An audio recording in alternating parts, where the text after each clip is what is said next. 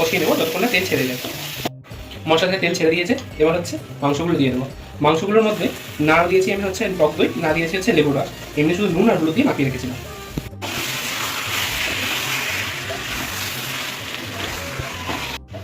গ্যাসটাকে মিডিয়ামে রেখে 35 থেকে 40 মিনিট মাংসটাকে ভালোভাবে কষিয়ে নেবো।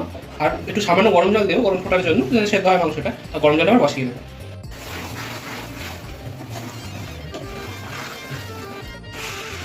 বেশ কিছুক্ষণ কষিয়ে নিয়েছি, এবার হচ্ছে আবার ঢেকে রেখে কষিয়ে নেবো হচ্ছে আধা ঘন্টা মতো। ঢেকে দিলাম 5 মিনিটের জন্য। আধা ঘন্টা ধরে কষিয়ে নিয়েছি ঢেকে রেখে। এবার হচ্ছে এর মধ্যে দিয়ে দেবো 1 কাপ পরিমাণে ফুটন্ত গরম জল। জল দিয়ে দিয়েছি, এবার হচ্ছে এটা ফুটে যাওয়া পর্যন্ত আর মাংসটা ভালোভাবে সেদ্ধ হয়ে যাওয়া পর্যন্ত অপেক্ষা করবো। সেদ্ধ হয়ে গেছে আমাদের মাংসটা, এবার দিয়ে দেবো হচ্ছে বেটে রাখা গরম মশলাটা, দিয়ে নেড়েছে এবার নামিয়ে দেবো। তৈরি হয়ে গেছে আমাদের মাটন কষা। যদি ভিডিওটি ভালো লেগে থাকে তাহলে একটি লাইক, কমেন্ট আর শেয়ার